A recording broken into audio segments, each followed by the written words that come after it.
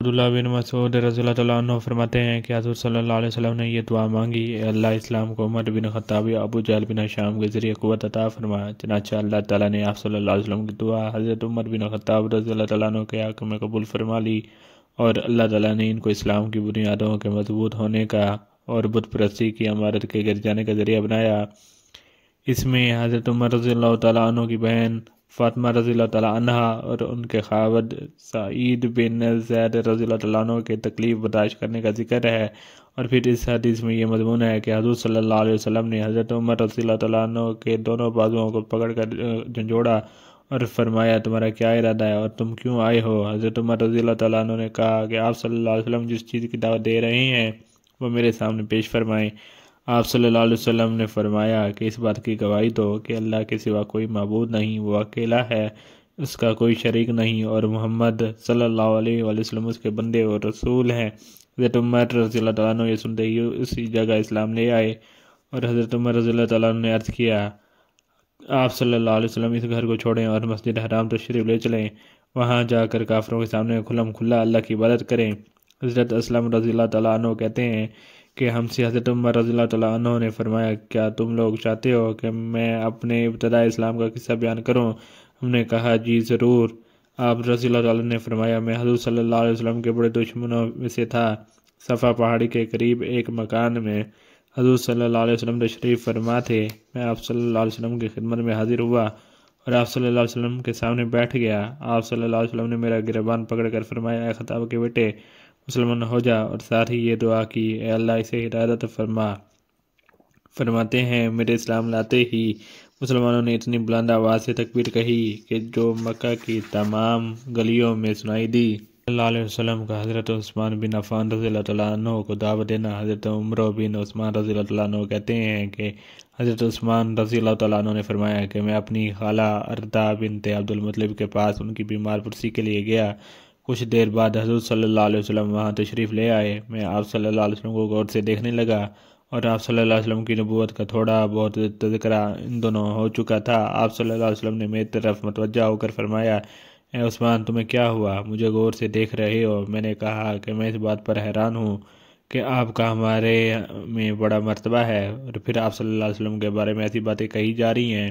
اس پر آپ صلی اللہ علیہ وسلم نے فرمایا: لا الہ الا اللہ، اللہ گواہ ہے کہ میں یہ سن کر کانپ گیا۔ پھر آپ صلی اللہ علیہ وسلم نے یہ آیت فرمائی: وَفِي السَّمَاءِ رِزْقُكُمْ وَمَا تُوعَدُونَ فَوَرَبِّ السَّمَاءِ وَالْأَرْضِ إِنَّهُ لَحَقٌّ مِّثْلُ مَا أَنَّكُمْ تَنطِقُونَ۔ اس کا ترجمہ یہ ہے: اور آسمان میں ہے روزی تمہاری اور جو تم سے وعدہ کیا گیا، سو قسم ہے رب آسمان اور زمین کی کہ یہ بات تحقیق ہے جیسے کہ تم بولتے ہو۔ پھر حضور صلی اللہ علیہ وسلم کھڑے ہوئے اور باہر تشریف لے گئے۔ میں بھی آپ صلی اللہ علیہ وسلم کے پیچھے چل دیا اور آپ صلی اللہ علیہ وسلم کی خدمت میں حاضر ہو کر مسلمان ہوا۔ صلی اللہ علیہ وسلم کا حضرت علی ابن ابی طالب رضی اللہ تعالیٰ عنہ کو دعوت دینا۔ حضرت علی ابن طالب رضی اللہ تعالیٰ عنہ حضور صلی اللہ علیہ وسلم کی خدمت میں حاضر ہوئے تو حضور صلی اللہ علیہ وسلم اور حضرت خدیجہ رضی اللہ تعالیٰ عنہا دونوں نماز پڑھ رہے تھے۔ تو حضرت علی رضی اللہ تعالیٰ نے پوچھا: اے محمد صلی اللہ علیہ وآلہ وسلم، یہ کیا ہے؟ حضور صلی اللہ علیہ وسلم نے فرمایا: یہ اللہ کا وہ دین ہے جسے اللہ نے اپنے لیے پسند کیا اور جسے دے کر اپنے رسولوں کو بھیجا۔ میں تم کو اللہ کی طرف دعوت دیتا ہوں جو کہ اکیلا ہے، جس کا کوئی شریک نہیں ہے، کہ تم اس کی عبادت کرو اور لات و عزیٰ دونوں بتوں کا انکار کر دو۔ حضرت علی رضی اللہ تعالیٰ عنہ نے کہا: یہ ایسی بات ہے جو آج سے پہلے میں نے کبھی نہیں سنی، اس لیے میں اپنے والد ابو طالب سے پوچھ کر ہی اس کے بارے میں کچھ فیصلہ کروں گا۔ آپ صلی اللہ علیہ وسلم نے اس بات کو پسند نہ فرمایا کہ آپ صلی اللہ علیہ وسلم کے اعلان کرنے سے پہلے آپ صلی اللہ علیہ وسلم کا راز فاش ہو جائے، تو ان سے فرمایا: اے علی رضی اللہ تعالیٰ عنہ، اگر تم اسلام نہیں لاتے ہو تو اس بات کو چھپائے رکھو۔ حضرت علی رضی اللہ تعالیٰ نے اسی حال میں رات گزاری۔ پھر اللہ تعالیٰ نے ان کے دل میں مسلمان ہونے کا شوق پیدا فرما دیا۔ اگلے روز صبح ہوتے ہی حضور صلی اللہ علیہ وسلم کی خدمت میں حاضر ہوئے اور عرض کیا: کل میرے سامنے آپ صلی اللہ علیہ وسلم نے کیا بات پیش فرمائی تھی؟ آپ صلی اللہ علیہ وسلم نے فرمایا کہ اس بات کی گواہی دو کہ اللہ کے سوا کوئی معبود نہیں، جو کہ اکیلا ہے، اس کا کوئی شریک نہیں، اور لات و عزیٰ کا انکار کر دو اور اللہ کے تمام شریکوں سے برات کا اظہار کرو۔ حضرت علی نے حضور صلی اللہ علیہ وسلم کی بات مان لی اور اسلام لے آئے، اور ابو طالب کے ڈر سے آپ صلی اللہ علیہ وسلم کے پاس چھپ چھپ کر آتے رہے اور اپنے اسلام کو چھپائے رکھا، بالکل ظاہر نہ ہونے دیا۔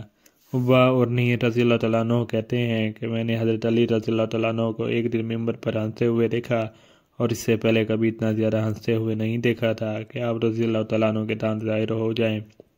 پھر فرمایا، مجھے ابو طالب کی ایک یاد آئی کہ ایک روز ابو طالب ہمارے پاس آئے اور میں بطن نخلا میں حضور صلی اللہ علیہ وسلم کے ساتھ نماز پڑھ رہا تھا، تو انہوں نے کہا، اے میرے بھتیجے، تم دونوں کیا کر رہے ہو؟ حضور صلی اللہ علیہ وسلم نے ان کو اسلام کی دعوت دی، تو انہوں نے کہا کہ تم دونوں جو کچھ کر رہے ہو اس میں کوئی حرج نہیں ہے، اور سجدہ کی طرف اشارہ کرتے ہوئے کہا، لیکن یہ نہیں ہو سکتا کہ میرے ستین سجدہ کی حالت میں مجھ سے اوپر ہو جائیں، میں سجدہ نہیں کر سکتا۔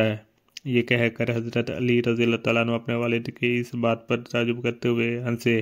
پھر فرمایا، اے اللہ، میرے علم کے مطابق آپ کے نبی صلی اللہ علیہ وسلم کے سوا اس امت میں سے کسی بندے نے اس سے پہلے آپ کی عبادت نہیں کی ہے۔ یہ بات آپ رضی اللہ تعالیٰ عنہ نے 3 دفعہ کہی، اور فرمایا، میں نے تمام لوگوں سے 7 سال پہلے نماز پڑھنی شروع کر دی تھی۔